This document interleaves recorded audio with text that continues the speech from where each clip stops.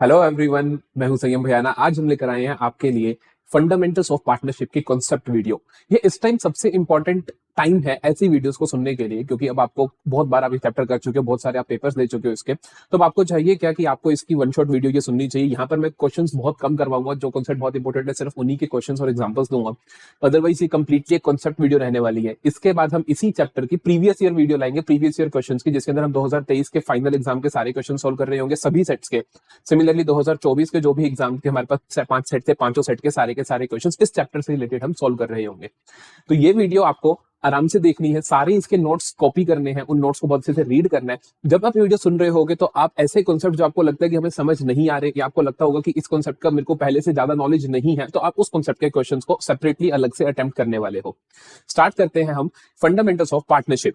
तो सबसे पहली चीज हमारे पास आती है यहाँ पे व्हाट इज थ्योरी का पोर्शन, कि थ्योरी के अंदर हमारे पास क्या क्या चीजें हैं। यहाँ पर हम कुछ चीजें पढ़ेंगे जैसे कि मीनिंग ऑफ पार्टनरशिप, हम पढ़ेंगे फीचर्स ऑफ पार्टनरशिप, हम पढ़ेंगे राइट्स ऑफ अ पार्टनर, हम पढ़ेंगे पार्टनरशिप डीड, हम पढ़ेंगे liabilities of a partner, rules applicable in the absence of partnership deed. अगर आपको ये सारे टॉपिक थ्योरी के आते हैं तो आप डायरेक्टली स्किप कर सकते हो, टाइम स्टैम्प से देखकर आप प्रैक्टिकल पोर्शन की शुरुआत कर सकते हो। जल्दी से हम एक क्विक रिवीजन लेते हैं इनका, क्विक गो थ्रू करते हैं इनसे। तो पहली चीज है मीनिंग ऑफ पार्टनरशिप। तो मीनिंग ऑफ पार्टनरशिप हमें दिया कहां हुआ है, पार्टनरशिप, इंडियन पार्टनरशिप एक्ट 1932 में हमें इसका मीनिंग देखने को मिलता है। सेक्शन 4 में हमें इसका मीनिंग देखने को मिलता है। सो क्या मीनिंग लिखते हैं यहाँ पर हम, partnership is the relation between the persons who have agreed to share profits and losses of a business carried on by all और any of them acting for all. इसी डेफिनेशन से हमारे पास फीचर्स देखने को मिलते हैं, उन फीचर्स में से आपको जनरली एमसीक्यू देखने को मिलता है। तो इस चैप्टर के अंदर से अगर हम पिछले 2 साल के 5-5 सेट 10 सेट्स को अगर एनालिसिस करें तो हम देखते हैं कि इस चैप्टर में से आपको 3 से 5 एमसीक्यूज देखने को मिलेंगे, एक 3 नंबर का क्वेश्चन परमानेंट देखने को मिलेगा ही मिलेगा।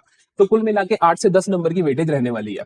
सो हमारे को अगर फीचर्स देखें, जल्दी से देखते हैं। 2 और मोर पार्टनर्स की मिनिमम आपके पास कितने पार्टनर्स होने चाहिए, 2 होने चाहिए। मैक्सिमम आपके पास 50 होने चाहिए। कंपनी से कहता है कि 100 तक पार्टनर्स हो सकते हैं, लेकिन सेंट्रल गवर्नमेंट को उसका अधिकार है वो कितने रखना चाहती है। तो उन्होंने अभी तक जो हमारे को कंपनी रूल्स दिए हैं उसमें 50 ही है। आप अपने प्रीवियस ईयर या क्वेश्चन फाइनल बाउट्स में आता है तो आप वो मैक्सिमम लिमिट को 50 ही बोल रखोगे, चाहे वो कुछ भी लिखा हो। यहाँ पर आपको कंडीशंस कुछ एक ध्यान रखनी है। माइनर एज अ पार्टनर, कि माइनर एक पार्टनर हो सकता है कि नहीं हो सकता। Minor can be a partner but in profits only, लेकिन वो पार्टनर हो सकता है सिर्फ प्रॉफिट्स में, वो लॉसेस में पार्टनर नहीं रहेगा। जैसे ही वो मेजर हो जाएगा, 18 प्लस हो जाएगा, तो उसके पास 6 महीने होंगे एक्सेप्ट करने के लिए कि वो पार्टनर बना रहना चाहता है या नहीं रहना चाहता है। अग्रीमेंट होना जरूरी है। अग्रीमेंट ऑरल भी हो सकता है, अग्रीमेंट रिटन भी हो सकता है। Existence of business and profit motive, कहते हैं एक बिजनेस कर रहे हो साथ में मिलकर, बिजनेस होना चाहिए और साथ ही में उसका प्रॉफिट मोटिव होना चाहिए। ये नहीं कि जी 2 लोगों ने साथ में मिलकर कोई एक आधी डील कर दी तो बिजनेस नहीं बनता। बिजनेस बनना चाहिए, मतलब रेगुलर टाइमिंग पे रेगुलरली आप सेम एक्टिविटीज को परफॉर्म कर रहे हो। आपका मोटिव होना चाहिए प्रॉफिट, कोई समाज सेवा आपका मोटिव नहीं है, आपका मेन मोटिव होना चाहिए प्रॉफिट। शेयरिंग ऑफ प्रॉफिट, सभी पार्टनर्स प्रॉफिट्स एंड लॉसेस को शेयर करेंगे। सिर्फ एक माइनर होता है जो लॉसेस को शेयर नहीं करता। Relationship of principal in agent, सभी पार्टनर्स एक दूसरे के प्रिंसिपल होते हैं, सभी एक दूसरे के एजेंट होते हैं, मतलब सभी एक दूसरे के मालिक हैं, सभी एक दूसरे के एजेंट हैं, इन द सेंस नौकर है। मतलब एक पार्टनर ने कुछ कहे सभी को मानना पड़ेगा। सिमिलरली कोई भी पार्टनर सबके बिहाफ पे डिसीजन ले सकता है। फिर आता है हमारे पास बिजनेस कैरिड बाय ऑल और any of them acting for all, कि या तो सभी लोग बैठ के बिजनेस में काम करेंगे या कुछ एक लोग सब पे एक्ट कर सकते हैं, मतलब कि सबके बिहाफ पे एक्ट कर सकते हैं। No separate entity, separate entity की जब बात की जाती है तो पार्टनरशिप में हम 2 तरीकों से बात करते हैं। एक तो हम बात करते हैं सेपरेट अकाउंटिंग एंटिटी, एक हम बात करते हैं सेपरेट लीगल एंटिटी। तो पार्टनरशिप फर्म के अंदर सेपरेट अकाउंटिंग एंटिटी होती है, कि मतलब कि जो पार्टनर्स हैं एंड फर्म जो है उनके खाते अलग अलग बनते हैं, उनकी अकाउंटिंग अलग अलग होती है। वहीं पे लीगल एंटिटी की बात करें तो सेपरेट लीगल एंटिटी नहीं होती है, मतलब कि पार्टनर एंड फर्म लीगली एक ही चीज है। मतलब किसी ने अगर फर्म को कोई ड्यू किया, कोई उसके ऊपर केस किया, तो ऑटोमेटिकली पार्टनर के ऊपर वो केस जाएगा। फिर हम मूव करते हैं rights of a partner. Rights of a partner पे भी कई बार हमें क्वेश्चन देखने को मिलता है, क्या क्या अधिकार होते हैं to participate in management. Management में पार्टिसिपेट कर सकता है, बुक्स ऑफ अकाउंट्स देख सकता है वो कभी भी। To participate in profits and losses, उसको प्रॉफिट्स और लॉसेस में पार्टिसिपेट होने का अधिकार है।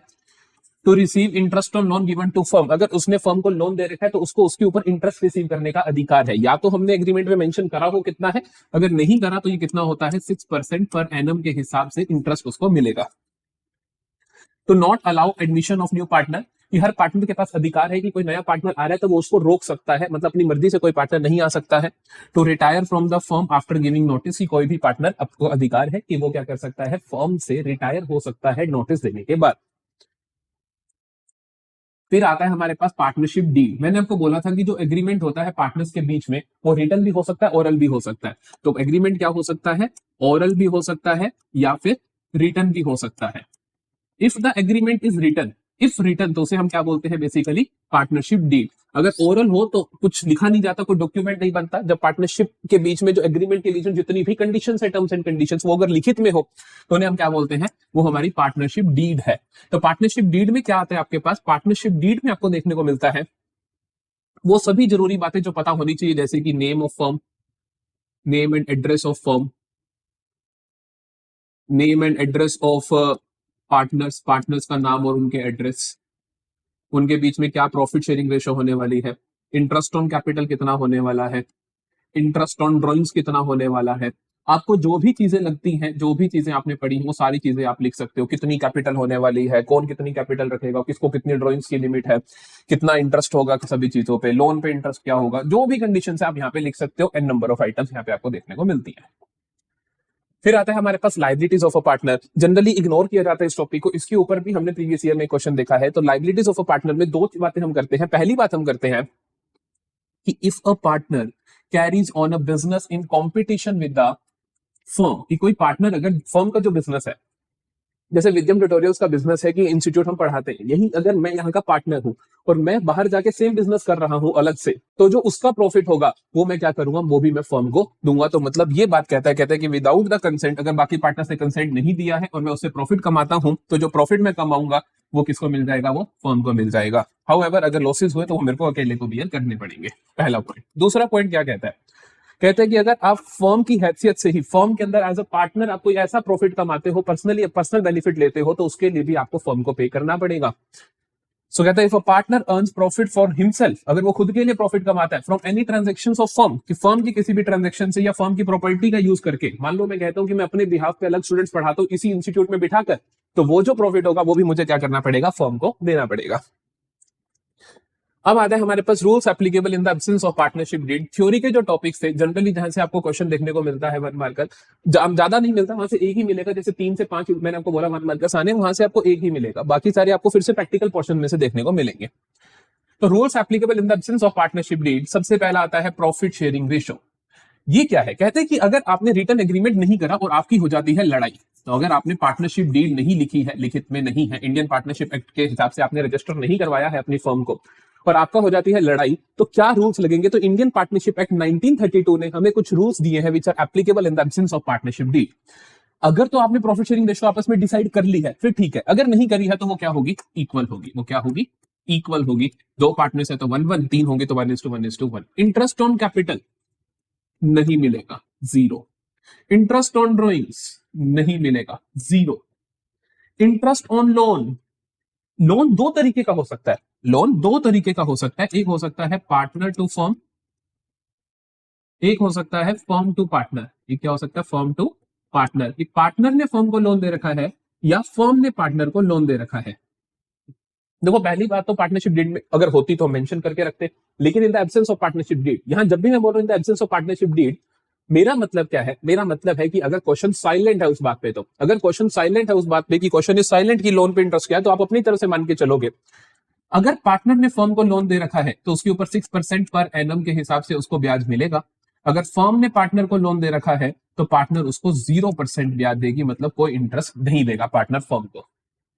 अगली चीज आती है रेम्यूनरेशन। रेम्यूनरेशन के अंदर 2 चीजें हम बात करते हैं, एक हम बात करते हैं सैलरी की और एक हम बात करते हैं कमीशन की। तो जो सैलरी कमीशन होती है पार्टनर को, दोनों चीजें to partner, salary commission to partner जो भी होगा वो कितना होगा, 0 होगा, कुछ नहीं मिलेगा। एडमिशन ऑफ न्यू पार्टनर, कि नया पार्टनर एडमिट हो सकता है कब, only with the consent of all existing partners, only with consent of all existing partners, कि जितने भी एग्जिस्टिंग पार्टनर्स हैं सभी के सभी अगर अग्री होंगे तभी उनको क्या कह सकते हैं, तभी कोई नया पार्टनर आ सकता है, अदरवाइज नहीं आ सकता है। शुरुआत करते हैं हम charge against profit versus appropriation of profit. ये आपके प्रैक्टिकल पोर्शन के लिए सबसे जरूरी चीज, नंबर 1 पे रूल्स एप्लीकेबल, दूसरे नंबर पे ये समझना। देखो क्या है, कहानी ये है कि जो पार्टनर है और जो फर्म है, बिजनेस है, उनके पीछे बहुत सारी ट्रांजेक्शन्स होती है। अब हमें देखना है कि उनका ट्रीटमेंट किया कैसे जाए। उनका ट्रीटमेंट कैसे किया जाए उसके लिए हम क्या करते हैं, जितने भी ट्रांजेक्शन्स उनको दो भागों में बांटते हैं। कुछ को हम क्या बोलते हैं कि चार्जेस अगेंस्ट प्रॉफिट है, कुछ को हम क्या बोलते हैं कि ये हमारी एप्रोप्रिएशन ऑफ प्रॉफिट है। पार्टनर्स और फर्म्स के बीच में जनरली जो ट्रांजेक्शन्स दिखती हैं वो क्या क्या दिखती है, मैं आपको बताता हूं। नंबर 1 पे लोन। अब लोन दो तरीके का हो सकता है, partner to firm, firm to partner. इसी के अंदर हम बात करते हैं इंटरेस्ट ऑन लोन की, क्योंकि अगर पार्टनर ने फर्म को लोन दे रखा है तो फर्म से रिसीव करेगा पार्टनर इंटरेस्ट, और फर्म ने अगर पार्टनर को लोन दे रखा है तो फर्म रिसीव करेगी पार्टनर से इंटरेस्ट। दूसरी आती है रेंट टू पार्टनर, कि अगर बिजनेस जो है वो पार्टनर के प्रीमाइसेस की, पार्टनर जिस जगह को ओन करता है वहां पे अगर बिजनेस चल रहा है तो। फिर आता है हमारे पास इंटरेस्ट ऑन कैपिटल, कि पार्टनर ने जो पैसा इन्वेस्ट कर रखा है बिजनेस में उसके ऊपर इंटरेस्ट। इंटरेस्ट ऑन ड्रॉइंग्स, कि जो पार्टनर ने पैसा ड्रॉ कर लिया पर्सनल यूज के लिए उसके ऊपर ब्याज दीजिए फर्म को। Remuneration to partner. तो फर्म और पार्टनर्स के बीच में कुल मिला के ये 5 ट्रांजेक्शन्स एग्जिस्ट करती हैं। इन पांचों में से हम कुछ को तो बोलेंगे चार्जेस अगेंस्ट प्रॉफिट, कुछ को बोलेंगे एप्रोप्रिएशन ऑफ प्रॉफिट। जल्दी से देखते हैं क्या मतलब क्या होता है। देखो चार्ज अगेंस्ट प्रॉफिट का मतलब होता है, चार्ज अगेंस्ट प्रॉफिट का मतलब होता है expenses that are paid whether firm earns profit और इंकर्स लॉस। मतलब कि ऐसे खर्चे जो एक फर्म को करने ही पड़ते हैं, एक बिजनेस को करने ही पड़ते हैं, चाहे उन्हें प्रॉफिट हो रहा हो चाहे उन्हें लॉस हो रहा हो, उन्हें हम बोलते हैं चार्जेस। ऐसे जितने भी खर्चे आपने P&L अकाउंट की डेबिट में देखे, ट्रेडिंग की डेबिट में देखे, वो सारे ऐसे ही खर्चे होते थे।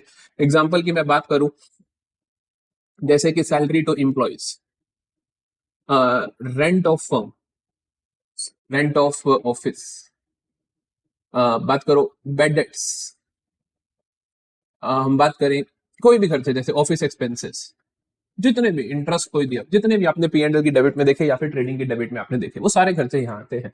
लेकिन इन पांचों में से, क्योंकि हम फिलहाल जो हमारा टॉपिक चल रहा है वो है कि पार्टनर और फर्म के बीच की कौन सी ट्रांजैक्शंस यहाँ पर देखने को मिलेंगी, तो इनमें से कौन से ऐसे खर्चे हैं जो एक फर्म को करने ही पड़ेंगे, चाहे फर्म को लॉस हो रहा है चाहे प्रॉफिट हो रहा है। तो यहाँ पे हमारे पास दो आते हैं, एक तो ये इंटरेस्ट ऑन लोन जो पे करना है और दूसरा रेंट जो पे करना है। तो यहाँ पे हम एग्जाम्पल में लिखते हैं interest on loan to partner, interest on loan to partner, और दूसरा हम लिखते हैं रेंट टू पार्टनर, कि जो रेंट देना है अगर पार्टनर को। तो ये दोनों हमारे क्या आते हैं, चार्जेस में आते हैं। वहीं एप्रोप्रिएशन ऑफ प्रॉफिट्स क्या होते हैं, एप्रोप्रिएशन का बेसिक मतलब होता है डिस्ट्रीब्यूशन, कि प्रॉफिट्स को डिस्ट्रीब्यूट करना, प्रॉफिट्स को बांट देना। तो एप्रोप्रिएशन इज बेसिकली डिस्ट्रीब्यूट कर देना प्रॉफिट्स को। तो एप्रोप्रिएशन का मतलब क्या होता है, देखो डिस्ट्रीब्यूट, प्रॉफिट्स को डिस्ट्रीब्यूट कब करोगे, जब प्रॉफिट्स होंगे, अदरवाइज तो कर ही नहीं सकते ना। So they are provided only in case of profits. इन्हें हम प्रोवाइड करते हैं only in case of profits. बाकी एग्जांपल जितने भी आपको यहाँ देखने को मिलते हैं, interest on capital, remuneration to partner. Interest on drawings firm को रिसीव करनी होती है तो वो एक तरीके की इनकम है, लेकिन वो भी हम एप्रोप्रिएशन के अंदर ही लिखेंगे। तो हम यहाँ पे लिखते हैं इंटरेस्ट ऑन कैपिटल, और रेम्यूनरेशन के अंदर सैलरी टू पार्टनर। तीसरा आएगा हमारे पास कमीशन टू पार्टनर, और साथ ही में हम एक और चीज लिखते हैं that is transfer to reserves. देखो वो पार्टनर के साथ ट्रांजैक्शन नहीं होती, लेकिन अगेन वो क्या है हमारे लिए, एप्रोप्रिएशन की ट्रांजैक्शन जरूर है, कि जब प्रॉफिट्स होते हैं तभी हम रिजर्व में पैसा ट्रांसफर करते हैं, अदरवाइज हम नहीं करते हैं।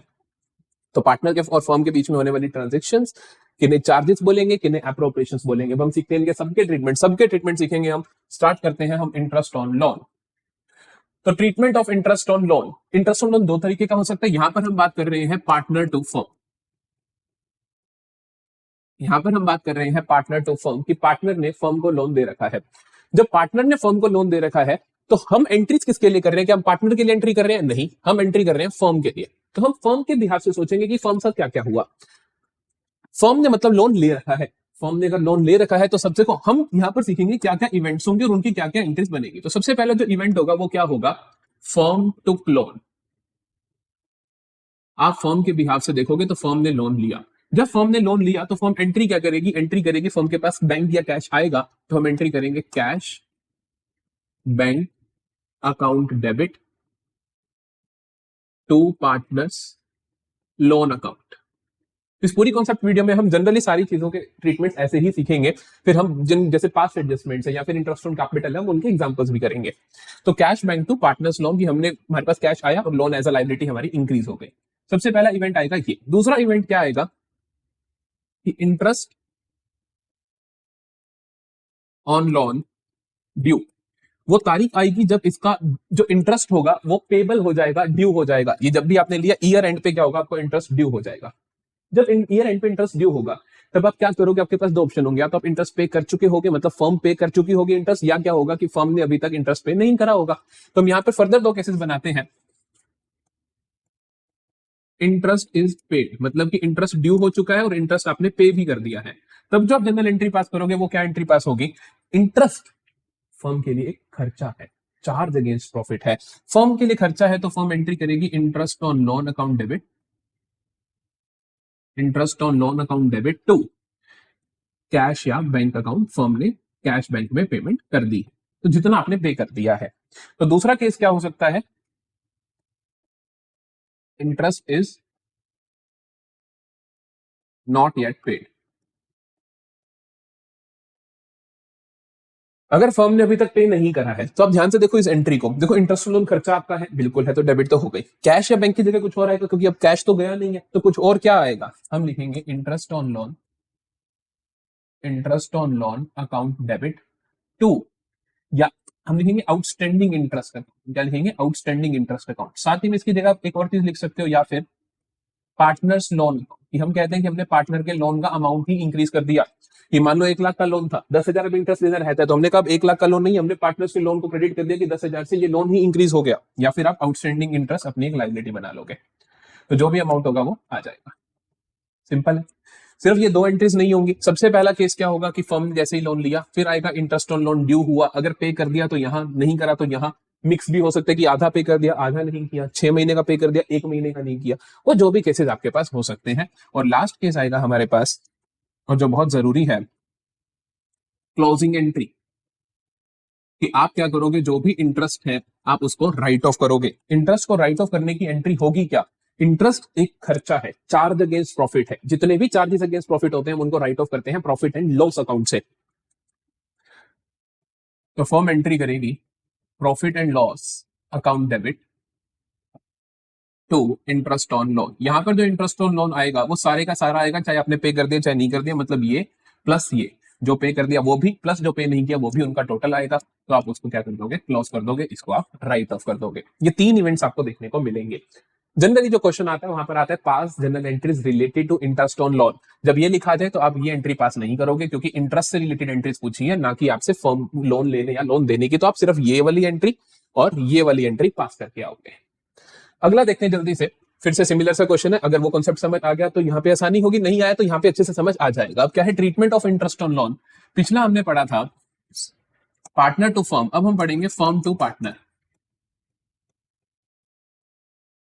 कि फर्म ने पार्टनर को लोन दिया है, जब फर्म ने पार्टनर को लोन दिया है तो सोचने की बात है इवेंट नंबर 1 क्या होगा, इवेंट नंबर 1 होगा loan given to partner. Event number 1 क्या होगा, लोन गिवन टू पार्टनर या लोन एडवांस्ड टू पार्टनर। जैसे ही आपने लोन दिया पार्टनर को, आपका कैश बैंक कम हो गया और पार्टनर का लोन अकाउंट डेबिट हो गया, मतलब कि पार्टनर्स लोन अकाउंट डेबिट ये आपकी एक एसेट बन गई, कल को आपको इस पे ब्याज मिलेगा, टू कैश बैंक अकाउंट। अगला इवेंट क्या आएगा, अगला इवेंट आएगा आपके पास इंटरेस्ट ड्यू। अब आपको इंटरेस्ट रिसीव करना है, वो ड्यू हो जाए तो या तो इंटरेस्ट रिसीव, देखो सेम वहां पे क्या था, इंटरेस्ट जो हमने पे करना था वो ड्यू हो गया था, अब इंटरेस्ट रिसीव्ड जो है वो ड्यू हो जाएगा, कि जितना आपने इंटरेस्ट रिसीव करना है वो ड्यू हो जाएगा। जब ड्यू होगा तो फिर से दो केसेस होंगे मेरे पास। पहला केस तो क्या होगा कि इंटरेस्ट रिसीव हो गया है and receive, interest due and receive. दूसरा केस क्या होगा, एंड नॉट रिसीव्ड, कि अभी तक रिसीव नहीं हुआ है। सेम केस चल रहे हैं, वहां पे क्या थे, पेड या फिर नॉट पेड, यहाँ पे क्या रिसीव या फिर नॉट रिसीव। अगर तो आपको वो इंटरेस्ट रिसीव हो गया है, अगर तो वो आपको इंटरेस्ट रिसीव हो गया है तो आपके पास कैश या बैंक आ जाएगा, cash bank account debit, asset बड़ी डेबिट। 2, इंटरेस्ट रिसीव करना is your income, to interest received account, to interest received account. वहीं पर अगर अभी रिसीव नहीं हुआ है, रिसीव नहीं हुआ है तो कल को रिसीव होगा, तो आप क्या कर दोगे, उसको एक्रूड इंटरेस्ट बोलोगे कि accrued interest account debit, accrued interest account debit to interest received account. एक चीज का ध्यान रखना, जब भी हम एंट्रीज करते हैं, अगर हमें कुछ रिसीव हो रहा हो, जैसे इंटरेस्ट, सिर्फ इंटरेस्ट अकाउंट आप डेबिट करने का इंटरेस्ट अकाउंट का मतलब होता है कि वो खर्चा है, अगर आपको वो रिसीव हो रहा है तो इंटरेस्ट रिसीव लिखोगे। अगला आता है हमारे पास, अगला केस क्लोजिंग एंट्री, या आप इसको खाते को क्लोज करोगे कि जो आपकी इनकम है आप उसको ट्रांसफर करोगे। ये चार्ज अगेंस्ट प्रॉफिट के अंदर आता है इंटरेस्ट पे करना, तो इंटरेस्ट रिसीव करना भी वहीं पर जाएगा। तो हम इसको कहां पर लिखेंगे, हम इसको क्रेडिट करेंगे P&L अकाउंट के अंदर। हम एंट्री पास कर रहे होंगे इंटरेस्ट रिसीव अकाउंट डेबिट, क्योंकि इंटरेस्ट रिसीव का जो खाता है उसे हम बंद करेंगे ईयर एंड पे, to profit and loss account. तो ये क्या हुआ, प्रॉफिट एंड लॉस अकाउंट की क्रेडिट साइड में चला जाएगा। तो ये हो गया हमारा interest, treatment of interest on loan firm to partner. इसके बाद आता है हमारे पास तीसरा चार्ज अगेंस्ट प्रॉफिट जो हमने पढ़ा था, तीसरी transaction between partner and firm, that is treatment of rent to partner. Rent अगर पार्टनर को देना हो तो क्या होगा। फिर से बहुत सिंपल सी बात है, case number 1, rent due. Rent due होगा कि किस दिन पेबल है, फिर आपने या तो पे कर दिया होगा या पे नहीं करा होगा। जल्दी से देखते हैं, अगर आपने रेंट ड्यू एंड पेड है, रेंट ड्यू एंड पेड, या फिर क्या हो सकता है rent due and not paid. दूसरा केस क्या हो सकता है, rent due and not paid. Rent due and paid का मतलब है कि आपने पेमेंट कर दी है, तो फर्म का क्या होगा, कैश या बैंक चला जाएगा। तो हम एंट्री क्या पास कर रहे होंगे, फर्म के लिए खर्चा है रेंट, तो इसीलिए डेबिट होगा, rent account debit to cash या बैंक अकाउंट। अगर अभी तक पे नहीं करा है, रेंट ड्यू हो गया लेकिन अभी तक पे नहीं करा, तो मतलब आपके लिए वो लायबिलिटी बन चुकी है। कैश बैंक तो गया नहीं, खर्चा तो है, तो इसलिए रेंट अकाउंट डेबिट तो होगा ही होगा। हम ये गलती कर देते हैं कि हम रेंट अकाउंट को डेबिट नहीं करते हैं। रेंट अकाउंट तो डेबिट होगा, खर्चा तो है, अभी तक कैश में पेमेंट नहीं करी, तो मतलब कैश या बैंक रिड्यूस नहीं हुआ। तो आप क्या करोगे, तो आप लिखोगे टू रेंट पेबल अकाउंट, ये भी पे करना रहता है, या फिर outstanding rent account as you wish. Rent due करने के बाद दूसरा जो यहाँ पर केस होगा, दूसरी जो टाइमलाइन पे बात आएगी, दैट इज क्लोजिंग एंट्री। आप इस खाते को क्लोज करो। खाते को क्लोज करोगे तो कैसे क्लोज करोगे, अब रेंट है आपका, रेंट आपका फिर से P&L में जाएगा क्योंकि चार्ज अगेंस्ट प्रॉफिट है, लेकिन जाएगा किस साइड, डेबिट साइड या क्रेडिट साइड, तो डेबिट साइड जाएगा क्योंकि खर्चा है। P&L में सारे खर्चे डेबिट साइड आते हैं, तो हम प्रॉफिट एंड लॉस अकाउंट को डेबिट करेंगे। अब ये मत सोचना कि मैंने कहा कि प्रॉफिट एंड लॉस अकाउंट की डेबिट साइड में जाएगा तो मतलब रेंट अकाउंट डेबिट होगा, नहीं, P&L डेबिट होगा, क्योंकि P&L के डेबिट में आ रहे हैं, तो P&L जो जिस खाते की डेबिट में जाता है वो खाता डेबिट होता है। तो profit and loss account debit to rent account. फिर से यहाँ पर जो रेंट का फिगर आएगा वो क्या आएगा, total of this and this, कि अगर आपने पे कर दिया जितना, वो भी जितना रहता है वो भी, तो टोटल रेंट आएगा साल भर का। यहाँ पर हम उसको इस तरीके से क्लोज कर देंगे। ठीक है, यहाँ तक कोई प्रॉब्लम नहीं होनी चाहिए। अगर कोई भी प्रॉब्लम आए तो आप कमेंट सेक्शन में पूछ सकते हो। फिर आता है ट्रीटमेंट ऑफ मैनेजर्स कमीशन। इसका ट्रीटमेंट क्या, हमारे पास क्वेश्चंस हमें दिए नहीं गया और जनरली पूछता भी नहीं है CBSE, लेकिन फिर भी मैं आपको बता दूं कि ट्रीट एज चार्ज, इसको आप एज चार्ज ट्रीट करोगे। बहुत सिंपल सी बात है कि ये बिजनेस का खर्चा, पार्टनर का पर्सनल खर्चा थोड़ी है कि मैनेजर को कमीशन देना, तो ये इसको आप as a charge against profit मानोगे। जब भी मैं बोलता हूँ ट्रीट एज चार्ज, इसका मतलब ये होता है कि आप इसको राइट ऑफ करोगे प्रॉफिट एंड लॉस अकाउंट में से। अब आता है हमारे पास ट्रीटमेंट ऑफ एप्रोप्रिएशंस। देखो अभी हमने जितनी भी ट्रीटमेंट करी, treatment of interest on loan, partner से फर्म या फर्म से पार्टनर, रेंट टू पार्टनर, वो सारे क्या थे, चार्जेस अगेंस्ट प्रॉफिट, इसीलिए हम उनको राइट ऑफ कहां पे करते थे, प्रॉफिट एंड लॉस अकाउंट में। अब क्या है हमारे पास एप्रोप्रिएशंस का ट्रीटमेंट। तो देखो जो हमारे चार्जेस है वो और एप्रोप्रिएशंस, इन दोनों के ट्रीटमेंट में फर्क क्या है। एक फर्क तो ये है कि जो चार्जेस अगेंस्ट प्रॉफिट होते हैं उन्हें हम राइट ऑफ करते हैं प्रॉफिट एंड लॉस अकाउंट से, वही जो एप्रोप्रिएशन ऑफ प्रॉफिट होते हैं उन्हें हम राइट ऑफ करते हैं P&L एप्रोप्रिएशन अकाउंट से। प्रॉफिट एंड लॉस अकाउंट बनाने के बाद हम एक और खाता बनाते हैं जिससे हम इन प्रॉफिट्स को डिस्ट्रीब्यूट कर रहे होते हैं। दूसरा फर्क क्या है, जो भी चार्जेस अगेंस्ट प्रॉफिट होते हैं उनकी जो पेमेंट या रिसिप्ट होती है वो कैश या बैंक में होती है, लेकिन जो एप्रोप्रिएशंस होती है उनकी पेमेंट या रिसिप्ट क्या होती है, पार्टनर्स के कैपिटल अकाउंट में होती है। उनका लेन देन हम कैश में नहीं करते। अगर हमने पार्टनर को कुछ देना हो तो हम उनकी कैपिटल को इंक्रीज कर देते हैं, पार्टनर से कुछ लेना हो तो उनकी कैपिटल को रिड्यूस कर देते हैं। तो एप्रोप्रिएशंस और चार्जेस में ये दो फर्क आते हैं अकाउंटिंग ट्रीटमेंट के time. So treatment of appropriations, तो एप्रोप्रिएशंस के ट्रीटमेंट हम देखें तो यहां पर सबसे पहले जनरल एंट्रीज बहुत स्पीड में करेंगे हम। सबसे पहली चीज ट्रांसफर ऑफ प्रॉफिट लॉसेस, कि देखो transfer of profits losses, net profit loss. तो हम सबसे पहला काम तो क्या करते हैं, अपनी जो हमने P&L अकाउंट बनाया वहां पे जो भी नेट प्रॉफिट या नेट लॉस आए उसे हम P&L एप्रोप्रिएशन अकाउंट के अंदर ट्रांसफर करते हैं। जल्दी से ट्रांसफर की एंट्री देखिएगा। तो ट्रांसफर की एंट्री क्या करते हैं, अगर प्रॉफिट्स हो, अगर प्रॉफिट देखो P&L एप्रोप्रिएशन अकाउंट जो होगा वो तो हमारे उसकी जो नेचर होती है नॉमिनल अकाउंट होती है, debit expenses losses credit income gain. Profit transfer करोगे तो P&L एप्रोप्रिएशन तो क्रेडिट होगा, तो डेबिट क्या होगा, दूसरा खाता। तो हम एंट्री करते हैं profit and loss account debit to profit and loss appropriation account. तो ये हमने क्या करे, नेट प्रॉफिट्स ट्रांसफर कर दिए। इसी तरीके से नेट लॉसेस जब करेंगे तो हम एंट्री क्या करेंगे, P&L एप्रोप्रिएशन की डेबिट में आएगा, क्योंकि मैंने बोला डेबिट एक्सपेंसेस एंड लॉसेस, तो profit and loss appropriation account debit to profit and loss account. 2023 के पेपर में हमें देखने को मिलता है जनरल एंट्रीज का क्वेश्चन इसी एप्रोप्रिएशन की, और जो कि आपके TS अग्रवाल में इलस्ट्रेशन के रूप में भी दे रखा है। Transfer of net profit losses हमने ट्रांसफर करा। दूसरे नंबर पे हम देखते हैं और क्या क्या चीजें थी हमारे पास। देखो हमने जब एप्रोप्रिएशन देखी तो मैंने आपको बोला था interest on capital, drawings, interest on drawings, salary, commission, reserves, इन पांचों की एंट्रीज देखते हैं जल्दी से। तो हमारे पास दूसरे नंबर पे आता है इंटरेस्ट ऑन कैपिटल। अब देखा जाए तो इंटरेस्ट ऑन कैपिटल फर्म को मिल रहा है या फर्म पे कर रही है, फर्म पे कर रही है, ऑफ कोर्स पार्टनर्स को पे कर रही है।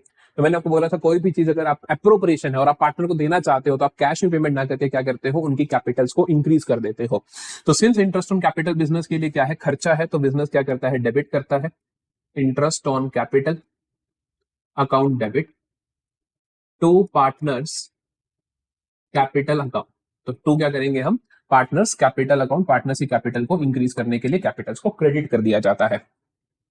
उसके बाद हमारे पास आता है, सिर्फ ये नहीं, इसको आपको राइट ऑफ करना है, तो इंटरेस्ट ऑन कैपिटल को राइट ऑफ करोगे आप। इंटरेस्ट ऑन कैपिटल देखो बाकी खर्चे थे जो चार्जेस थे उनको राइट ऑफ करा हमने P&L से। इंटरेस्ट ऑन कैपिटल एक एप्रोप्रिएशन है, तो इसको हम राइट ऑफ कहां से करेंगे, P&L एप्रोप्रिएशन अकाउंट से। तो P&L एप्रोप्रिएशन की डेबिट में जाएगा ये।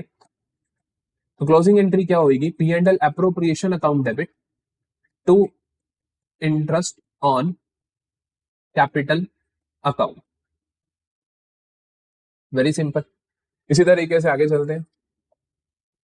Then we have interest on capital के बाद हमारे पास आता है रेम्यूनरेशन। रेम्यूनरेशन सैलरी कमीशन की मैं एक साथ एंट्री करूंगा क्योंकि सेम ही कॉन्सेप्ट होता है। तो रेम्यूनरेशन के लिए हम क्या करेंगे, फिर से रेम्यूनरेशन भी पार्टनर्स को देना है, तो बिजनेस के लिए फिर से खर्चा बिजनेस डेबिट करेगा।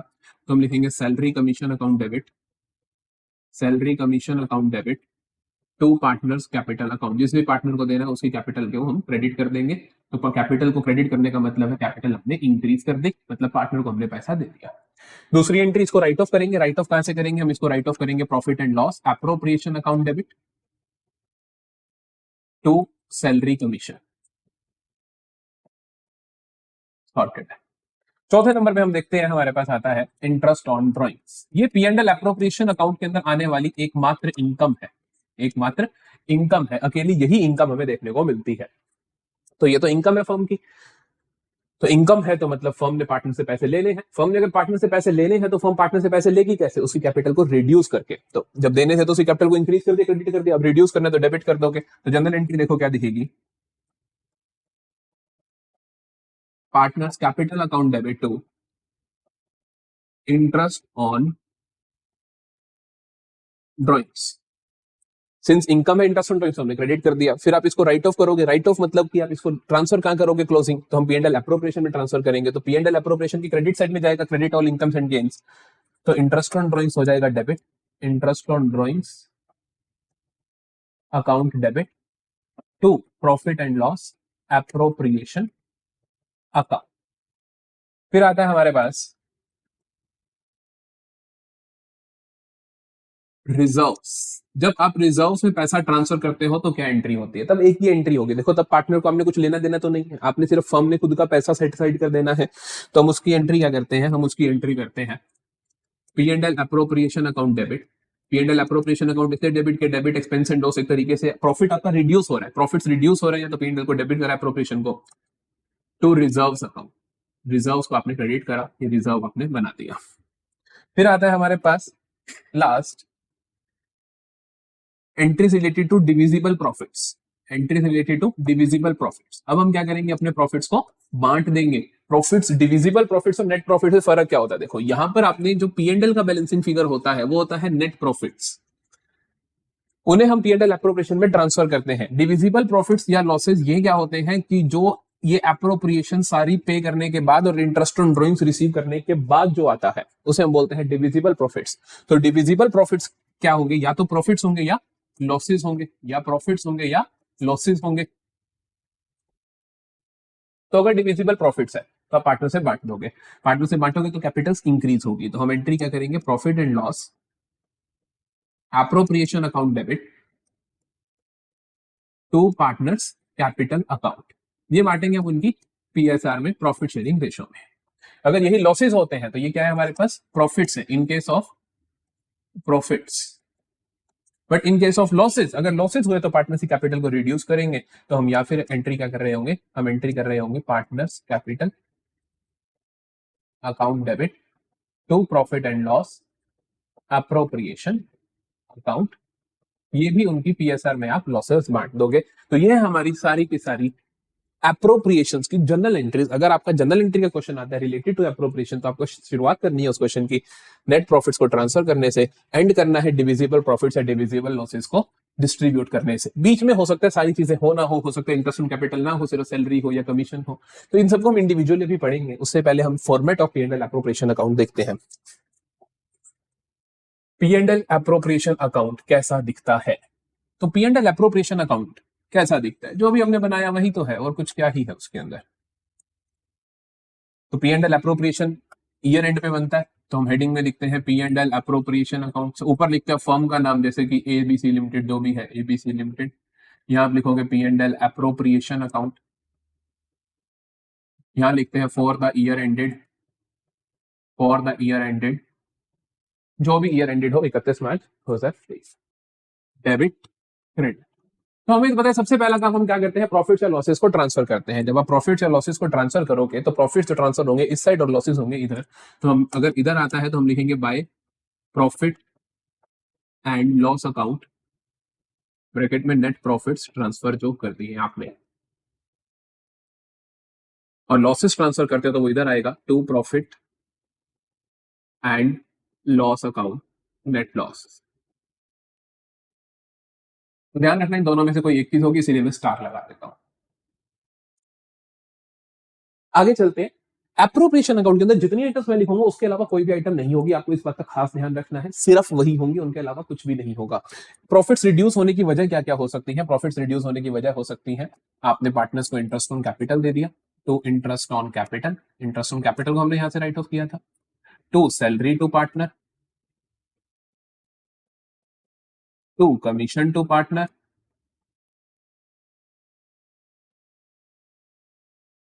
टू जनरल रिजर्व जो आपने रिजर्व्स में ट्रांसफर किया था, और यहां पर हम लिखेंगे एक ही इनकम होती है, मैं आपको ऑलरेडी बता चुका हूं, बाय इंटरेस्ट ऑन ड्राइंग्स। एक ही इनकम होती है, मैं आपको बता चुका हूं, bye interest on drawings, that's it. तो ये हमारे सारे यहां पर जिस वजह से प्रॉफिट्स रिड्यूस होंगे, जिस वजह से प्रॉफिट्स हमारे इंक्रीज होंगे, डिविजिबल प्रॉफिट्स। इसके बाद जो हमारा बैलेंसिंग फिगर आएगा वो क्या होगा हमारा, अगर तो ये साइड ज्यादा है तो मतलब कि profits are more than appropriations, तो हमारे प्रॉफिट्स बच गए, तो हम पार्टनर से बांट देंगे। तो to divisible profits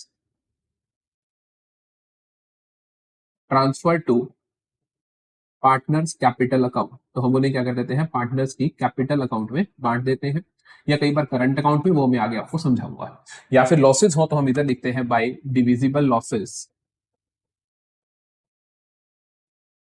transfer to partners capital, ये भी इनकी प्रॉफिट शेयरिंग रेशियो में इनमें से भी एक ही होगा। रेयर केस होता है कि आपको लॉसेस देखने को मिले, मैं फिर से स्टार लगा रहा हूं, फिर से स्टार लगा रहा हूं। ये हो गया आपका पूरा P&L एप्रोप्रिएशन अकाउंट, ये इसका पूरा फॉर्मेट।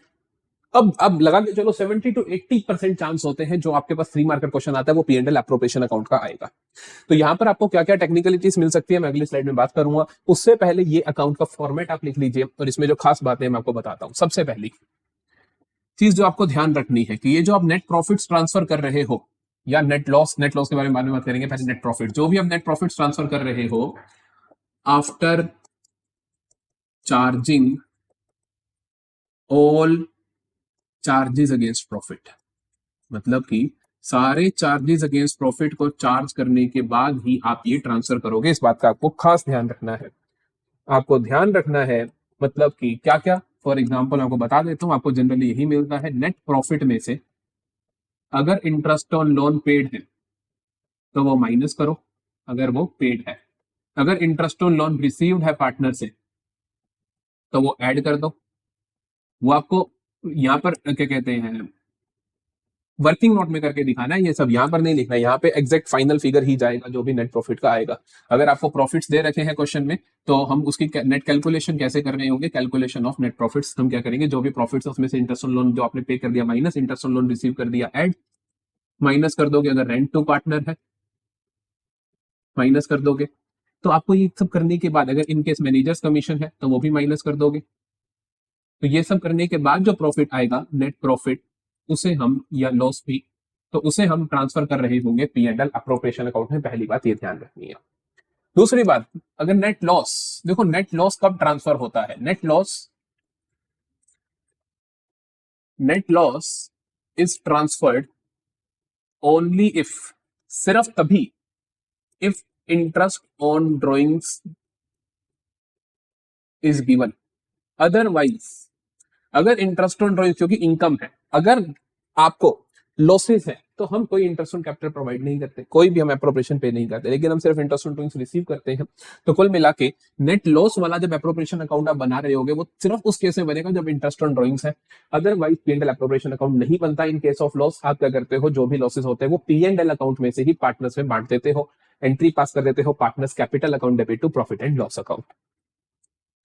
इन सब के बारे में, interest on capital, salary, commission, general reserve, इनकी जनरल एंट्रीज हम पहले से देख चुके हैं। इनके फिर भी टेक्निकलिटीज रिलेटेड टू कैलकुलेशन हम आगे सीखेंगे कि इंटरेस्ट ऑन कैपिटल कैसे निकालना है, सैलरी कैसे निकालनी है, जो भी चीजें हैं।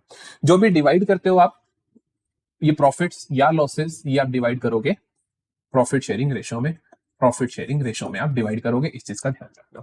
तो P&L एप्रोप्रिएशन अकाउंट के बारे में मेजर आपको ये बातें ध्यान रखनी है।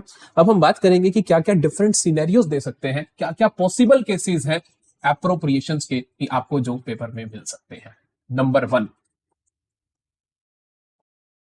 One, profits are more than appropriations.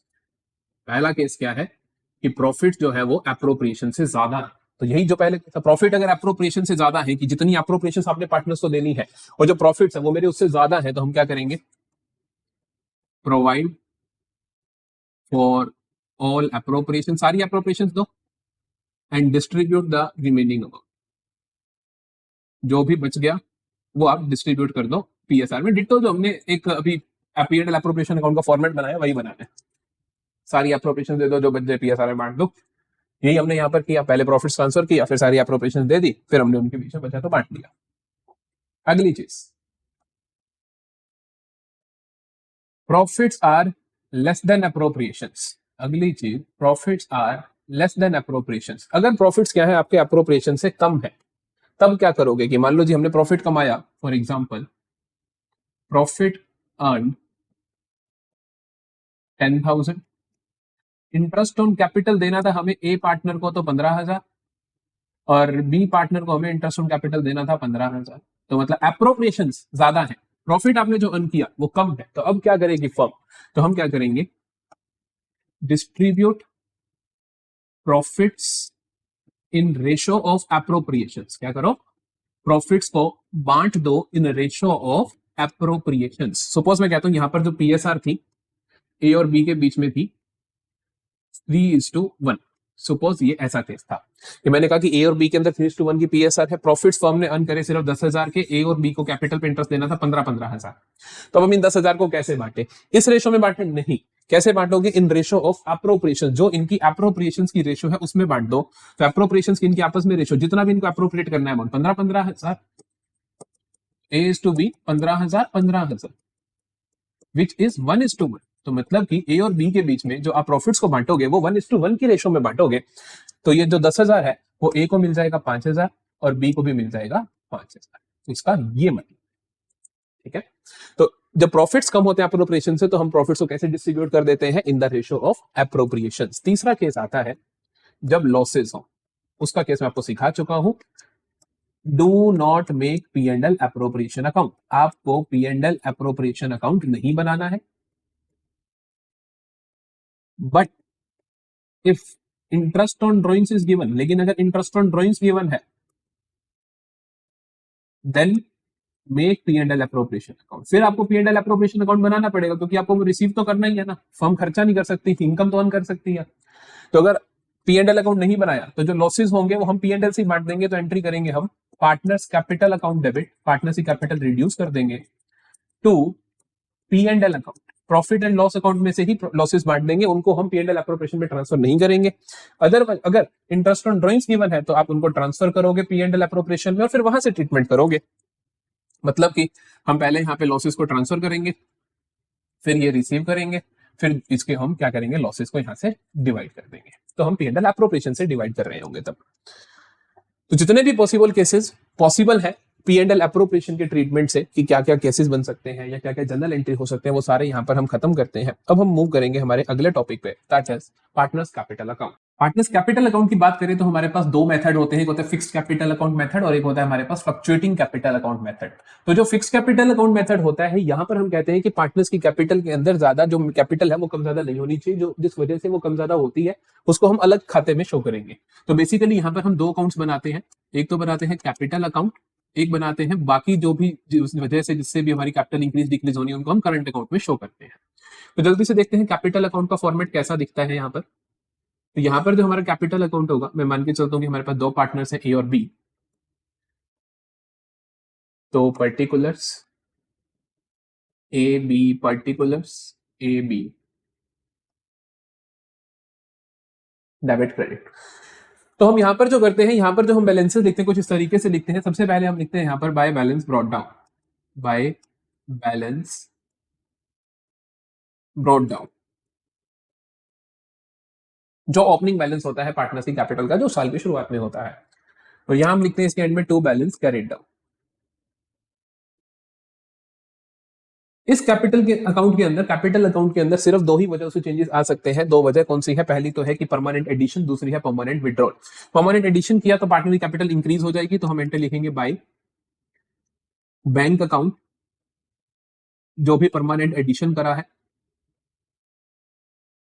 और अगर विड्रॉ करा है तो हम यहां लिखते हैं to bank account permanent withdraw, जो भी उसने कैपिटल अपनी रिड्यूस करी है। तो बाय बैलेंस कैरिड डाउन आ जाएगा हमारे पास बैलेंसिंग फिगर, जो कि क्या होगा, क्लोजिंग कैपिटल होगा। यहां पर ध्यान रखने की बात है कि इसका ओपनिंग बैलेंस हमेशा पॉजिटिव होता है, नेगेटिव नहीं हो सकता। हमेशा क्रेडिट साइड का ही इसका आपको ओपनिंग बैलेंस देखने को मिलेगा।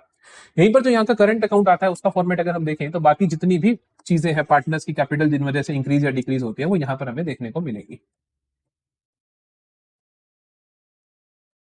जो हमारे पास करंट अकाउंट होता है, करंट अकाउंट ऑफ पार्टनर्स जो होता है, इसका ओपनिंग बैलेंस कोई भी हो सकता है, वो डेबिट का भी हो सकता है, वो क्रेडिट का भी हो सकता है। डेबिट का है तो हम कहेंगे नेगेटिव है, क्रेडिट का तो हम कहेंगे पॉजिटिव है। तो इसका जो बैलेंस है वो कोई भी हो सकता है। हम इधर भी लिख सकते हैं बाय बैलेंस ब्रॉट डाउन, और ये पॉजिटिव हुआ, या टू बैलेंस ब्रॉट डाउन, ये नेगेटिव बैलेंस हुआ। तो बेसिकली अगर करंट अकाउंट पर डेबिट बैलेंस है तो हम इस साइड लिखेंगे, अगर क्रेडिट बैलेंस है या पॉजिटिव बैलेंस बोले तो इस साइड लिखेंगे। दोनों में से कोई एक हो सकता है तो हमें स्टार रखेंगे। बाकी जो भी वजह है जिसकी वजह से पार्टनर्स कैपिटल इंक्रीज होती है वो इधर लिख देंगे, जिसकी वजह से रिड्यूस होती है वो इधर लिख देंगे। जो जो पैसा आपको पार्टनर्स को देना है वो इधर, जो लेना है इधर। क्या क्या चीजें हम देते हैं पार्टनर्स को, हम देते हैं इंटरेस्ट ऑन कैपिटल, तो by interest on capital, by salary, commission, by P and L appropriation account, मतलब कि जब आप प्रॉफिट्स को डिस्ट्रीब्यूट करते हो पार्टनर्स के बीच में, तो डिविजिबल प्रॉफिट्स, इस वजह से भी पार्टनर्स की कैपिटल इंक्रीज होगी। रिड्यूस होने की क्या क्या वजह है, to interest on drawings account, to drawings account, partners अगर ड्रॉइंग्स कर ली तो भी उनकी कैपिटल्स रिड्यूस हो जाएंगी, to profit and loss account, net loss अगर आपने पार्टनर से बांट दिया तो। देखो ये खाता और ये खाता, यहां पर मैंने पी एंड एल अप्रोप्रिएशन क्यों नहीं लिखा, क्योंकि जब लॉसेस बढ़ते हैं मैंने वो बोला था कि पी एंड एल अकाउंट से लॉसेस बढ़ते हैं, अगर हम प्रॉफिट्स बांटते हैं तो पी एंड एल अप्रोप्रिएशन से बढ़ते हैं, इसीलिए डिफरेंस देखने को मिल रहा है। और जो इसका क्लोजिंग बैलेंस आएगा वो इधर भी आ सकता है, टू बैलेंस कैरिड डाउन, वो इधर भी आ सकता है बाय बैलेंस कैरिड डाउन। किधर भी हो सकता है वो, मैंने आपको बोला, क्योंकि इसके क्लोजिंग बैलेंसेस या ओपनिंग बैलेंस पॉजिटिव नेगेटिव दोनों हो सकते हैं। सिमिलरली जब हम फ्लक्चुएटिंग कैपिटल अकाउंट बनाते हैं तब एक ही खाता बनता है, वन अकाउंट ओनली, एक ही अकाउंट बनेगा, तो जिसका नाम होगा कैपिटल अकाउंट। नाम से पता चलता है फ्लक्चुएटिंग मतलब पार्टनर्स की कैपिटल कम ज्यादा हो रही है कोई भी ट्रांजेक्शन बिजनेस में हो, तो यहाँ पर एक ही खाता बनेगा हमारे पास। तो फ्लक्चुएटिंग कैपिटल अकाउंट मेथड में देखो किस तरीके से आपको देखने को मिलेगा कैपिटल अकाउंट, तो जितनी भी ट्रांजेक्शन होंगी वो सारी एक ही अकाउंट में देखने को मिलेंगी हमें। मतलब कि वहां पर जैसे परमानेंट एडिशन और परमानेंट विड्रॉल की ट्रांजेक्शन तो जी थी, हमने वो कैपिटल अकाउंट में डाल दी थी, और जो बाकी ट्रांजेक्शन थी वो हमने करंट अकाउंट में लिख दी थी। यहाँ पर सारी की सारी ट्रांजेक्शन यहाँ पर हमें इसी अकाउंट में देखने को मिलेगी, ए बी डेबिट क्रेडिट। तो देखें जल्दी से क्या क्या ट्रांजेक्शन हमें देखने को मिलती है। फिर से इसका opening balance of capital account under fluctuating capital account method दोनों हो सकते हैं। कुछ लोग कहते हैं सिर्फ क्रेडिट हो सकता है, नहीं, दोनों हो सकते हैं। By balance brought down, positive भी हो सकता है, नेगेटिव भी हो सकता है, बट ये बहुत रेयर केस होता है कि आपको इसका नेगेटिव बैलेंस देखने को मिल जाए। अगर मिलता भी है तो वो किसी एक पार्टनर का नेगेटिव होता है, दोनों का तो कतई नहीं हो सकता, वो पॉसिबिलिटी नहीं होती।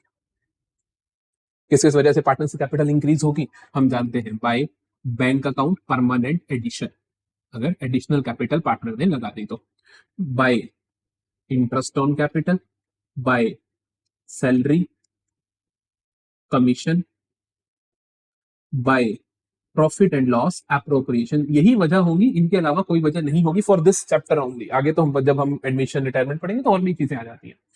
कम होने की वजह to drawings account, to bank account which is permanent withdrawal of capital, permanent withdrawal, to interest on drawings, drawings हमने ऊपर लिख दिया, to interest on drawings, to profit and loss account, net losses का बढ़ जाना। इन वजहों से क्या हो सकती है, पार्टनरशिप कैपिटल रिड्यूस हो सकते हैं। ये हमने क्या करे थे, डिविजिबल प्रॉफिट्स पार्टनर्स में बांट दिए थे। इसके बाद फिर से जो बैलेंसिंग फिगर आएगा वो इधर का भी हो सकता है, इधर का भी हो सकता है। तो to balance carried down by balance carry down दोनों हो सकते हैं, इसमें कोई प्रॉब्लम नहीं है। तो बेसिकली ध्यान क्या रखना है कि जो हमारा फिक्स्ड कैपिटल अकाउंट मेथड के अंदर जो हमारा कैपिटल अकाउंट आता है उसके अंदर जो बैलेंस होता है कैपिटल का वो हमेशा पॉजिटिव होता है, नेगेटिव नहीं हो सकता। करंट का बैलेंस पॉजिटिव नेगेटिव दोनों हो सकता है, क्रेडिट डेबिट। सिमिलरली फ्लक्चुएटिंग के अंदर कैपिटल अकाउंट का बैलेंस पॉजिटिव नेगेटिव दोनों हो सकता है, कोई प्रॉब्लम नहीं है। तो ये हो गए इनके फॉर्मेट्स, आपको बहुत अच्छे से आने चाहिए, आप सारे कैपिटल अकाउंट इजिली बना पाओगे। आगे चलते हैं।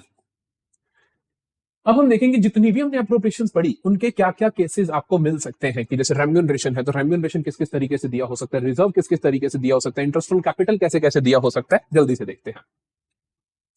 रेम्यूनरेशन टू पार्टनर सबसे पहला आता है इसके अंदर सैलरी या कमीशन। अब सैलरी के बारे में आपको क्या क्या इंफॉर्मेशन दी जा सकती है, सैलरी के बारे में क्या क्या इंफॉर्मेशन दी जा सकती है। सैलरी के बारे में आपको बोल सकता है मंथली, कि मंथली सैलरी इतनी है, या कई बार ईयरली बोल देता है, या क्वार्टरली बोल देता है। तो आपको बस ध्यान रखना है कि आपको जो सैलरी एंट्री करनी है सैलरी टू पार्टनर्स के अंदर, जो आपने एंट्री करनी है salary to partner account debit to partners capital, और फिर उसको राइट ऑफ करने की entry P and L appropriation to salary account, जो मैं ऑलरेडी आपको बता चुका हूं। ये जो एंट्रीज करनी है वो आपको कैसे करनी है, फुल ईयर की salary, full year salary is credited to capital account. Partner के कैपिटल में क्या जाएगा, फुल ईयर की सैलरी, एंड वही क्या होगी, डेबिट होती है कहां पर, पी एंड एल एप्रोप्रिएशन में, क्योंकि P and L appropriation account उतने अमाउंट से ही डेबिट होगा। तो हम क्रेडिट करेंगे, मतलब कि एंट्री क्या करेंगे हम, सैलरी टू पार्टनर्स कैपिटल, और फिर इसको राइट ऑफ करेंगे तो P and L appropriation to salary. तो ये पूरे साल के अमाउंट से करोगे। दूसरे नंबर पे चीज आती है हमारे पास कमीशन।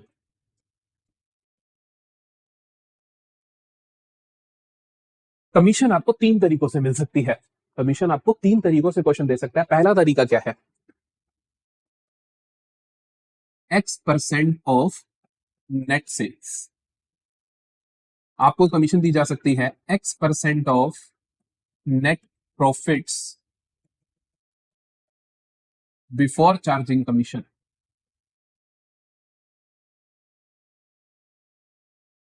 आपको दी जा सकती है X% of net profits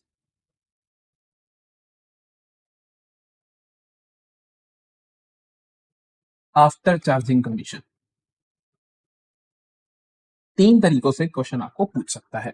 x% of net sales बहुत आसान है इसका आंसर करना, कि आप कहोगे कि x upon 100 of net sales का आपको फिगर दिया गया होगा, या कई बार ऐसे दे रहता है कि कैश सेल्स इतनी, क्रेडिट सेल्स इतनी, तो आप उनको ऐड करके नेट सेल्स निकाल सकते हो। x% of net profits before charging commission, यहां पर आपको जो प्रॉफिट दिया होता है यही दिया होता है, तो आप क्या करते हो x% निकाल देते हो of profit before charging commission, जो आपको क्वेश्चन में गिवन होता है। अगर question x% of net profit after charging commission, तब भी आपको प्रॉफिट जो गिवन होता है वो ये दिया होता है प्रॉफिट बिफोर कमीशन, लेकिन आपको तो चाहिए जो प्रॉफिट आफ्टर चार्जिंग कमीशन है उसका x%, तो हम यहां पर क्या करते हैं, हम यहां पर करते हैं x upon 100 plus x of profit before. मान लो कि 1 लाख है प्रॉफिट, 1,10,000 है प्रॉफिट बिफोर चार्जिंग कमीशन, और 10% इंटरेस्ट है, तो 10 अपॉन 110 मतलब 100 प्लस 10 इंटू ये करके आप कमीशन निकाल रहे होंगे।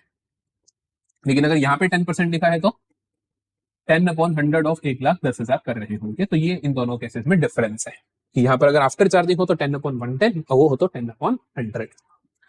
आगे चलते हैं, फिर आता है हमारे पास interest on partners capital. Interest on partners capital के लिए ये सारे केसेस जो पॉसिबल सिनेरियोज हैं, आप इसके लिए इलस्ट्रेशन नंबर 19 भी रेफर कर सकते हो अपने टीएस लेवल के अंदर। अदरवाइज ये जो 6 केसेस मैंने लिखे हैं आप ये भी कर सकते हो। ये बहुत इंपॉर्टेंट है समझने के लिए इंटरेस्ट ऑन पार्टनर्स कैपिटल का क्या ट्रीटमेंट होने वाला है। सबसे पहले तो इंटरेस्ट ऑन पार्टनर्स कैपिटल हमें पता है कि अप्रोप्रिएशन है, पार्टनर्स को देंगे तो एंट्री होगी interest on capital to partners capital या करंट अकाउंट, डिपेंडिंग अपॉन की फ्लक्चुएटिंग मेथड है या फिक्स्ड कैपिटल मेथड है। दूसरी एंट्री होगी P&L appropriation account debit to interest on capital account, उसको राइट ऑफ करने की। देखो, तो सबसे पहला तो केस है हमारे पास profits for the year are 10,000। Profits for the year are 10,000। कुछ नहीं कह रखा इंटरेस्ट ऑन कैपिटल के बारे में, तो आप क्या करोगे 10 के 10,000 प्रॉफिट पार्टनर से बांट दोगे। लेकिन कैसे? नंबर 1 पे ट्रांसफर टू P&L अप्रोप्रिएशन, पहले आप क्या करोगे P&L अप्रोप्रिएशन में ट्रांसफर करोगे। दूसरे नंबर पे distribute from P&L appropriation account. मैं इनके एंट्रीज लिख नहीं रहा हूं लेकिन आपको बोल के बता देता हूं।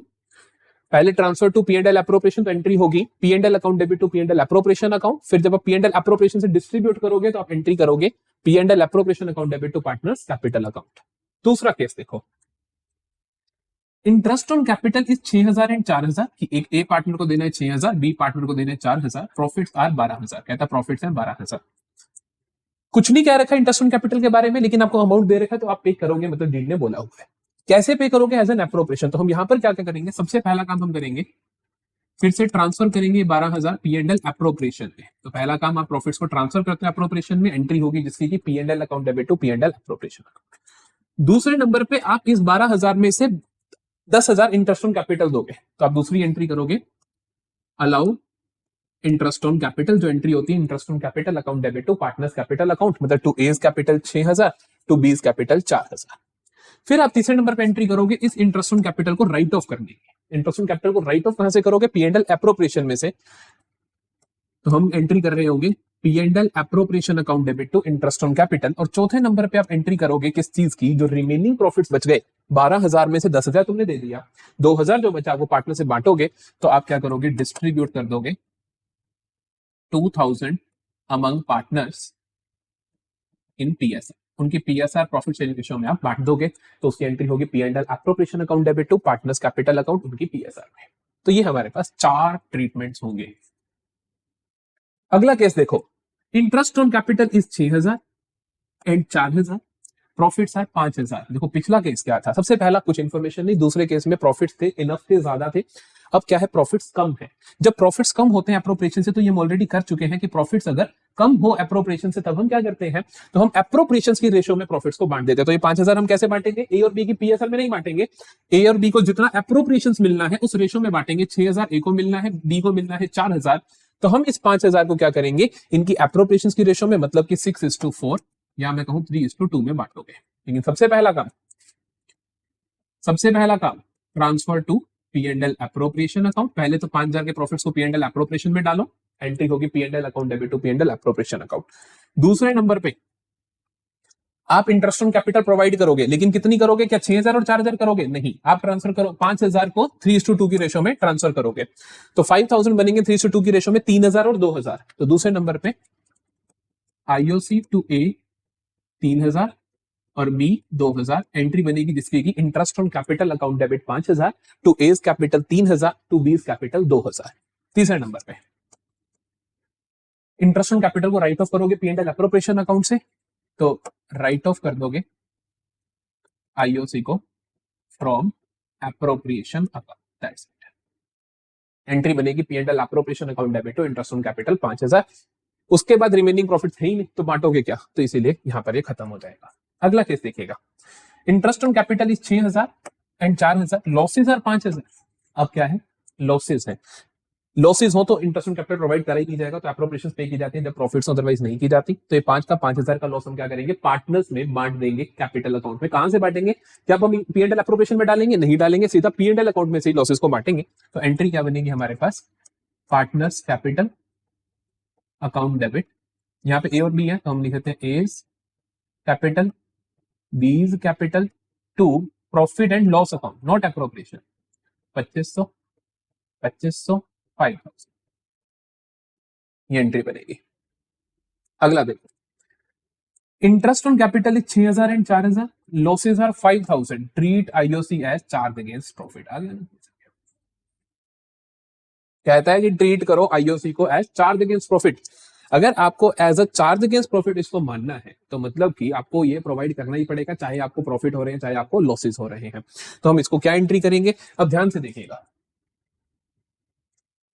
तो हम यहां पर क्या करेंगे, नंबर 1 पे इसको हमें पे करना ही पड़ेगा, और पे करेंगे भी कैसे, मैं इसकी भी एंट्रीज करवाता हूं, जनरल एंट्रीज क्या होंगी। तो इसको हमें पे करना ही पड़ेगा। हम एंट्री क्या करेंगे, interest on capital account debit to A's capital to B's capital 10,000 6000 4000। तो पहले हम इंटरेस्ट ऑन कैपिटल पे करेंगे, अब इस इंटरेस्ट ऑन कैपिटल को हम राइट ऑफ करेंगे, ये पहली एंट्री। दूसरी एंट्री इसको हम राइट ऑफ करेंगे, राइट ऑफ कहां से करेंगे, प्रॉफिट एंड लॉस अकाउंट से, क्योंकि ये चार्ज अगेंस्ट प्रॉफिट है। तो एंट्री क्या बनेगी इसकी, profit and loss account debit to interest on capital account. और तीसरी एंट्री क्या बनेगी इसकी, कि जो लॉसेस है वो पार्टनर से बांट देंगे। 5000 के लॉस पहले ही थे और 10,000 का ये हो गया, तो 15,000 पार्टनर से बांट देंगे। ये हम पहले इसको राइट ऑफ कर दें, 10,000 10,000। Now the losses we have the losses of 10,000 यहां पर, और हमारे पास 5,000 का पहले ही लॉस था, 15,000 हम पार्टनर्स की कैपिटल में राइट ऑफ करेंगे। तो हम एंट्री करेंगे A's capital account debit B's capital account debit to profit and loss account. तो ये 15,000 के जो लॉसेज हैं इनकी पीएसआर में बांट देंगे 7500 7500। तो ये 3 एंट्रीज आपको देखने को मिलेंगी। लास्ट केस देखिएगा, कहते हैं interest on capital is 6,000 and 4,000, profits are 12,000, treat IOC as charge. ये केस देखो और आप दूसरा केस देखो, डिट्टो सेम देखने को आपको मिलेंगे। सेकंड केस में भी हमने यही बोला था कि इंटरेस्ट ऑन कैपिटल जो है वो 6,000 4,000, प्रॉफिट्स है 12,000, लेकिन वो चार्ज नहीं था। तो इसीलिए हमने क्या करा, पहले तो पी एंड एल एप्रोप्रिएशन में प्रॉफिट्स को ट्रांसफर करा, फिर इंटरेस्ट ऑन कैपिटल अलाउ करा, फिर उसको राइट ऑफ करा, पी एंड एल एप्रोप्रिएशन में से रिमेनिंग प्रॉफिट को हमने डिस्ट्रीब्यूट करा। लेकिन जब इसको as a charge against profit treat करना है तब हम क्या करते हैं, देखो डिफरेंस देखना क्या आएगा। तब हम क्या करेंगे, जब इसे हमें चार्ज अगेंस्ट प्रॉफिट ट्रीट करना है तब हम क्या करेंगे, डिफरेंस दिखेगा। नंबर 1 पे हम इंटरेस्ट ऑन कैपिटल अलाउ करेंगे, क्योंकि चार्ज है तो आप पहले पे करोगे। एंट्री बनेगी interest on capital account debit to A's capital to B's capital. दूसरे नंबर पे आप इसको राइट ऑफ करोगे। इसको राइट ऑफ कहां से करोगे, प्रॉफिट एंड लॉस अकाउंट से। क्यों, क्योंकि ये क्या है, एक चार्ज अगेंस्ट प्रॉफिट है। एंट्री बनेगी profit and loss account debit to interest on capital. तीसरे नंबर पे हम क्या करेंगे, रिमेनिंग प्रॉफिट्स जो है 2,000 के ट्रांसफर करोगे to P and L appropriation. तो मतलब वहां पे पहले पी एंड एल एप्रोप्रिएशन में ट्रांसफर हुए 12,000, क्योंकि वो एक एप्रोप्रिएशन थी, फिर वहां से हमने इंटरेस्ट ऑन कैपिटल को राइट ऑफ करा। लेकिन अब इंटरेस्ट ऑन कैपिटल पहले ही राइट ऑफ होगा और उसके बाद जो बचे 2,000 वो पी एंड एल एप्रोप्रिएशन में जाएंगे। अब पी एंड एल एप्रोप्रिएशन से 2,000 डिस्ट्रीब्यूट होंगे, तो 2,000 distribute from P and L appropriation account. इसकी एंट्री बनेगी P and L appropriation account debit to A's capital to B's capital 1,000 1,000। तो इंटरेस्ट ऑन कैपिटल के इनके अलावा आपको कोई केस नहीं देखने को मिलेंगे। बहुत ज्यादा चांसेस होते हैं कि हमें इंटरेस्ट ऑन कैपिटल का क्वेश्चन अपने फाइनल बोर्ड एग्जाम्स में देखने को मिले। तो ये सारे केसेस आप प्लीज अटेम्प्ट कर लीजिए। कोई डाउट हो तो कमेंट सेक्शन में बोल दीजिएगा, अदरवाइज आप illustration number 19 of TS level refer कर सकते हो। Moving on to the next point, that is calculation of opening capital. कई बार क्या होता है कि हमें ना इंटरेस्ट ऑन कैपिटल निकालना होता है ओपनिंग कैपिटल पे, और हमें ओपनिंग कैपिटल दी नहीं होती। तो हम क्या करते हैं, ओपनिंग कैपिटल को कैलकुलेट करते हैं। तो ओपनिंग कैपिटल को आप किस तरीके से कैलकुलेट करोगे? तो ओपनिंग कैपिटल को हम कैलकुलेट करते हैं कैलकुलेशन ऑफ ओपनिंग कैपिटल। तो दो तरीके हैं, एक तो क्या है कि हम खाता बना लेते हैं, दूसरा तरीका होता है हम स्टेटमेंट बना लेते हैं। बहुत सिंपल सी बात है, अगर आपको क्लोजिंग कैपिटल गिवन है कि साल के एंड में हमारी इतनी कैपिटल है, अगर साल के एंड में आपको पता है कि आपकी कितनी कैपिटल है, आपको जाना है कि साल की शुरुआत में कितनी थी, तो आप क्या करो, जिस जिस वजह से कैपिटल इंक्रीज हुई होगी वो माइनस कर दो, जिस जिस वजह से कैपिटल रिड्यूस हुई होगी वो ऐड कर दो। सिंपल सी बात है, क्योंकि यहां से जब यहां गए तो कैपिटल इंक्रीज तो ऐड, रिड्यूस तो माइनस, तो यहां से वापस आने के लिए उल्टे काम कर दो। तो हम क्या करेंगे, क्लोजिंग कैपिटल में वो हर चीज ऐड कर देंगे जिससे कैपिटल रिड्यूस हुई थी। हम ऐड कर देंगे ड्रॉइंग्स, हम ऐड कर देंगे ड्रॉइंग्स, हम ऐड कर देंगे इंटरेस्ट ऑन ड्रॉइंग्स, हम ऐड कर देंगे परमानेंट विड्रॉल, कैपिटल अगर विड्रॉ करवा ली थी तो हम ऐड कर देंगे अगर पार्टनर्स को लॉसेस मिले हैं तो हम माइनस कर देंगे जिस जिस वजह से कैपिटल इंक्रीज हुई थी, माइनस कर देंगे अगर कोई प्रॉफिट्स मिले हैं तो, माइनस कर देंगे अगर कोई इंटरेस्ट ऑन कैपिटल है तो, माइनस कर देंगे अगर कोई एडिशनल कैपिटल है तो, माइनस कर देंगे कोई एडिशनल कैपिटल है तो, माइनस कर देंगे कोई सैलरी या फिर कमीशन मिली है तो, माइनस कर देंगे कोई सैलरी या कमीशन मिली है तो यहां पर हम पहुंच जाएंगे ओपनिंग कैपिटल तक। फिर ओपनिंग कैपिटल पे हम इंटरेस्ट निकाल लेंगे, वो आ जाएगा हमारे पास interest on capital. Calculation of opening capital के बाद एक तरीका तो हो गया हमारे पास, this is the method number 1। Method number 1। Method number 2 क्या है? मेथड नंबर 2 कुछ नहीं है यार, बहुत आसान है। कैपिटल अकाउंट का आप फॉर्मेट बना लो। कैपिटल अकाउंट हमें बनाना आता है, कैपिटल अकाउंट बना लो। Capital account A B. Generally जब हम कैपिटल अकाउंट बनाते हैं तो हमें यहां पर हम उसका ओपनिंग बैलेंस लिखते हैं, तो यहां पे हमारे पास क्लोजिंग कैपिटल आता है। जिस जिस वजह से कैपिटल रिड्यूस हुई हो वो यहां जाती है, जिस जिस वजह से कैपिटल इंक्रीज हुई है वो सारी यहां आ जाती है। तो हम क्या करते हैं, हमें जनरली ये सब कुछ गिवन होता है, ये सब कुछ गिवन होता है, ये भी हमें गिवन होता है, और ये हमारा बैलेंसिंग फिगर होता है क्लोजिंग कैपिटल। अब केस थोड़ा सा उल्टा है। अब मैंने क्या बोला आपको, अब मैंने आपको बोला कि आपको क्लोजिंग कैपिटल गिवन है, ओपनिंग निकालनी है, तो अब आपको ये गिवन होगा, ये आपको गिवन होगा, that is to balance carried down.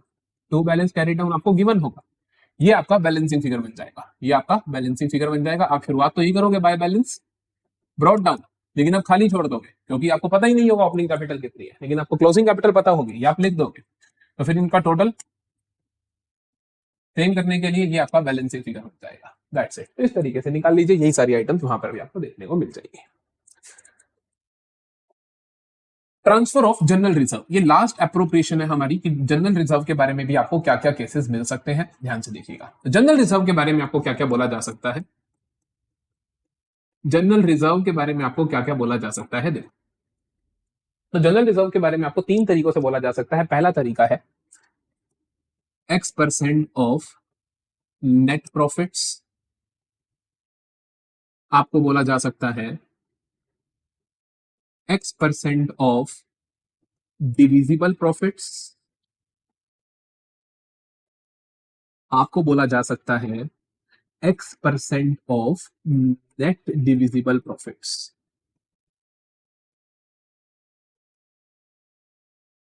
तो X% of net profits, net profits आपको क्वेश्चन में गिवन होते हैं, तो हम सीधा सा आंसर होता है इसका, that is X/100 of net profits.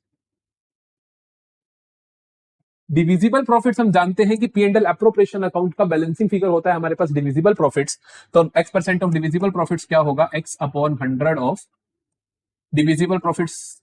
या तो देखो आप डिविजिबल प्रॉफिट्स लिखो, और डिविजिबल प्रॉफिट्स निकलते कैसे हैं, वो निकलते हैं नेट प्रॉफिट्स में से जितनी भी अप्रोप्रिएशन है उनको ट्रीट करते हैं, जैसे कि माइनस कर दो सैलरी कमीशन, माइनस कर दो इंटरेस्ट ऑन कैपिटल, जोड़ दो interest on drawings.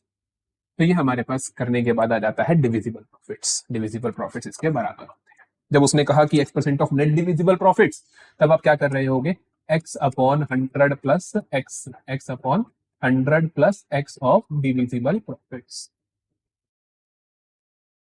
X/100 plus X of divisible profits. Divisible profits आपको निकालना आता ही है, इसी तरीके से डिविजिबल प्रॉफिट्स निकल जाएंगे। तो X/100 प्लस X मतलब कि 10 है तो 10/100 110, 5 है तो 5/105 ऑफ डिविजिबल प्रॉफिट्स। तो ये हो गया हमारा रिजर्व्स निकालने का तरीका। आज की वीडियो में हम इतना ही पढ़ेंगे, तो जो हमारा रेस्ट ऑफ द कॉन्सेप्ट रह गया उसके लिए आपको एक नई वीडियो मिलेगी। तो हमारे पास 3 टॉपिक्स रह गए हैं। हमारे पास रहता है इंटरेस्ट ऑन ड्रॉइंग्स, हमारे पास रहता है गारंटी टू पार्टनर, और हमारे पास रहता है एक अपना क्या कहते हैं पास्ट एडजस्टमेंट्स वाला टॉपिक। तो ये 3 टॉपिक्स जो रह गए हैं वो हम नेक्स्ट वीडियो में करेंगे। यहां तक के कॉन्सेप्ट्स हमारे खत्म होते हैं टिल की जनरल रिजर्व में कितना अमाउंट ट्रांसफर करना है। तो नेक्स्ट वीडियो में मिलते हैं, और उससे नेक्स्ट जो वीडियो आएगी उसके अंदर हम इसके प्रीवियस ईयर्स 2023 2024 के पांचों सेट सोल्व कर रहे होंगे, सिर्फ फंडामेंटल्स ऑफ पार्टनरशिप के क्वेश्चंस के। So that's it for that day. So if you like the video तो please like it and subscribe our channel. Thank you and bye bye.